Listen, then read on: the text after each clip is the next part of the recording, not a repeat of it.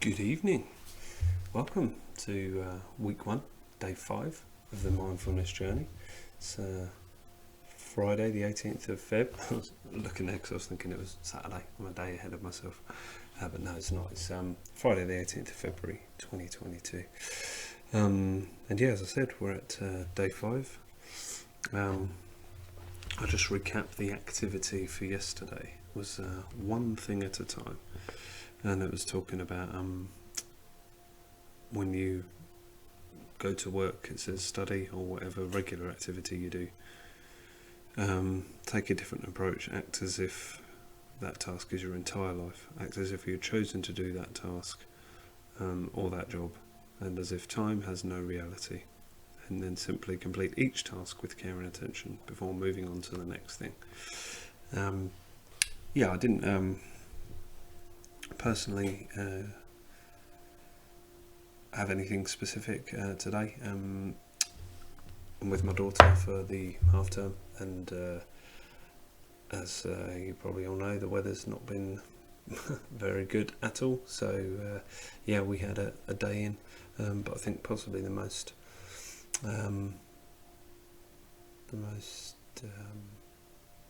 enjoyable activity was just making bread. I know she loves to do that, so and pretty much everything we were doing today, I suppose we were there, and we were in the moment. There was nothing else to be doing. We obviously had no plans to go out. We were staying in, sheltered from the weather. So a couple of films, some drawing, but I think my most favourite was the making some bread, and she loves to get involved and do the mixing, do the kneading, and sprinkle the flour and stuff. So I suppose that was my activity that I probably delved into today. I hope some of you, or all of you watching, managed to get around to doing something like that today. So anyway, I shall get on with the book then. Day 5, and this is called The Source of Creativity. And this little section is repetitive thinking. Have you ever had a moment of brilliance, a flash of inspiration? What if you could be in a state of consciousness that invited this brilliance, this creativity to express itself every day? Well, you can, but first we need to understand where this creative spark arises from and why it is so rare for most people. It goes on to say then, as we've no doubt noticed by now, most people live almost entirely lost in thought, consumed in the stories of the mind. I suppose dwelling on what was, what's happened, what's going to be, constantly worrying and never really living in the now. And in fact, I thought of this recently, that it's obvious to myself that my mind does that sometimes, and I then sort of realise, well, perhaps that's why quite often you feel like a month, 2 months, 3 months or whatever, and before you know it, the year has kind of passed you by. If you're living your life like that, and you're always looking back and perhaps regretting or thinking about what's been, and trying to plan the future, or trying to anticipate what's coming, you do really miss those moments. And then, as I said, before you know it, God knows how many days, weeks, months have passed. It goes on to say, people churn over the same old thoughts day after day, year after year. I think that just ties in perfectly with what I've just said. I promise you I hadn't read ahead to that line. The same soap operas consuming their energy and attention. And without energy and attention to spare, would you expect the fiery spark that is creativity to be able to arise? Talking of that, actually, soap operas consuming, there's obviously many more shows that people are watching, and I imagine certainly with the rise of Netflix, there's all sorts of box sets and films and all that kind of stuff. Personally, I try and watch as little TV as possible, but I don't really find that I'm interested in TV so much. I was keeping up with the news on an alternative news channel. I'd felt kind of bogged down and very depressed by the mainstream news channels, ITV, BBC, and Channel 4, that kind of thing. So I did find an alternative one, but even that I've kind of let that go by the wayside. Personally, I focus on reading a bit more. YouTube's probably been my go-to actually for podcasts mainly. I find they're very interesting, a good few hours and some very interesting topics covered. So that'd be interesting to see how podcasts fare, I think, in the coming years. I personally think that they're a much better and refreshing alternative to TV anyway, but that's just my opinion. Anyway, sorry, back to this. It's saying, where did I get to? Without energy and attention to spare, would you expect the fiery spark that is creativity to be able to arise? No way. It says, for that we need the freshness and the vitality of the present moment. As we know, and as it says here, the mind tends to have no interest in the present moment, and is incapable of being present. Well, I think, obviously the point of the book is to make it capable. Instead, the mind studies the past, believing that if it understands it, it can eliminate the bad and increase the good, thereby achieving happiness in the future. If you have read I don't know if I'm saying this right, Eckhart Tolle's work, you will be familiar with the concept of using the present moment as a means to an end. Saying that, I've seen that name mentioned, or certainly in one of a thumbnail of a video on YouTube, and haven't delved into that one yet, but that's certainly piqued my interest. I think I'll be doing that fairly soon. So if any of you listening are familiar with Eckhart Tolle's work, he's saying here, the author is saying here, you'll be familiar with the concept of using the present moment as a means to an end. The belief that happiness or salvation is somehow going to arise in the future, and the quicker we get to that future, the quicker we will find happiness. Therefore, our minds continually analyse the past, scanning for everything that went wrong. Yeah, I know I've been guilty of that sometimes, just thinking about things that have been not the very distant past, usually a few weeks back, a couple of months back maybe. Everything that should have been different, and trying to figure out how to change it in the future so that we can be happy. We have a belief that once all our ducks are in a row, and everything's figured out and it's set up perfectly, then we'll be happy, then we will find peace. Of course, the unfortunate truth is that it's the process of chasing that future happiness that keeps dragging our attention away from the happiness that's already here inside us right now. Again, goes back to what I was mentioning, that if your mind's always preoccupied with those kinds of things, then before you know it, days, weeks and months have passed without you even being completely conscious of it.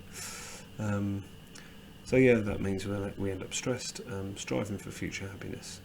And how can creativity coexist with stress? Creativity, it goes on to say here, is playful, unconcerned with progress it creates for the fun of it, and stress is its opposite. If we combine stress with the constant regurgitation of the same old thoughts and stories, which leaves no room for anything new to enter this world, what chance does that creative spark have of lighting a fire underneath you? Almost none. As it stands today, creativity has to sneak into most people's worlds. Jump through a gap where you finally get tired and stop thinking for a moment, or when you're so challenged that old thoughts lose their place and are no longer the centre of your attention. How many times has the answer come to you when you're engaged in some unrelated activity? In the shower, in the garden, or when you've stepped away to take a break? once you're exhausted from trying to figure things out, it says, the mind will stop thinking about it, and the fresh, unexpected answer exposes itself. Boom. It actually does say boom in it. And the author says this happens to them every single day. Take note that they say it happens to them, and they don't say that they're creative or that they do it, it just happens. When they talk to their supervisor at work, they often say, I had a crazy idea, and the supervisor smarts, because they know something fresh and new is arising, not from the author per se, but from the creative energy of the universe. After all, the energy of the universe has created trillions of different life forms, and those forms continue to evolve with unfathomable intelligence. And it's saying, if we just allow some of that energy into our lives, then of course it can solve the petty problems that our minds would love to chew on for a few thousand years. And minds do love problems. Our minds fear the solution, it's saying, because if all problems were solved, then it would have nothing to do. That's a good point. Try giving someone a simple solution to a problem they are deeply attached to, and you will see the fear arise. They may even attack you and your solution. To unleash your creativity, you must sidestep the mind. And with that, we're on to the last little bit of the chapter just here. So, the activity here is actually called Sidestepping the Mind. So I'll read this one out. Today I want to invite you into a different way of living this life, as a form of play, by stepping into the flow of creativity. This is a process I stumbled on by accident, and I use it every day to bring a little more joy and freshness into my world. Start by making a list of 5 playful activities you enjoy. Playful activities must be things you do without trying to achieve anything or get anywhere in particular, like dancing, singing, or doing a handstand. Once you have made your list, pick an activity to do today. Set a timer for 15 minutes. No interruptions allowed unless the house catches on fire, it says here. And enjoy. Do the activity the way a 5-year-old would, with no consideration that something else might be a better use of your time. Well, immersing yourself in that imaginative world. I quite often marvel at my daughter that's just laying there, she's chatting away to herself, usually rolling around on the floor playing with her toys, but she's fully immersed in it, and it's amazing. I'm certainly envious of that. Allow your attention to stay with the activity. Let any other thoughts come and go, but keep focused on your play as much as you can. Once the timer sounds, leave the activity if you wish, or keep going if you're hooked, and continue with your day. Bring this same focused, playful energy into the rest of your day's activities and see what happens next. Yeah, interesting. Or the first thing that sprung to my mind was involving my daughter, and it's probably when we've got music on, we'll just usually grab each other's hands, have a bit of a dance and a jump around, and I absolutely love that. So I reckon I can devote at least 15 minutes to that tomorrow. Anyway, it just finishes off here at the end of this little part. If you spend 15 minutes each day playing, your spark will ignite, and creativity will find another channel to flow into this world. And this is a wonderful thing. Yeah, nice. I would wholeheartedly agree with that. Also, I was just for me personally, to round off this video, I was thinking of another little book that I've got, which is a very handy one. It's got many sort of 5 to 10, perhaps some 15-minute mindfulness exercises in. I've certainly been using them over the past months, and finding that it's just really calming for my mind. The one that, in fact, it was still bookmarked, that I'll share with you now, is it's sort of tuning in to your surroundings, like hearing sounds around. I recall doing this one not so long ago, just finding actually not so far from here, happened to be a lovely walk where I was, and in amongst just sort of some sparse trees, a nice big log, so I just made the point of sitting down on that, and then just sort of that mindfulness breathing, so focusing on that, and not necessarily very deep breaths, just real focused on that. I personally find it easier to real focus in on that, closing my eyes. So I did that, just close my eyes, and then just listen, and it's amazing what you'll hear, and you'll be able to sort of distinguish, certainly I did anyway, between sounds that are closer to you, sounds that are further away. I can't really explain the feeling it gives you, but very, very calming. So if anyone that sees this is able to give themselves just, I'm not entirely sure how long that one was, 10 minutes, 15 minutes, but I mean it can go on for as long as you feel comfortable doing it. I would definitely recommend that. So I'll leave you all with that thought. Thank you very much for watching and listening. If you could share this video with friends, give it a like if you want, if you really like it, leave comments if you like, and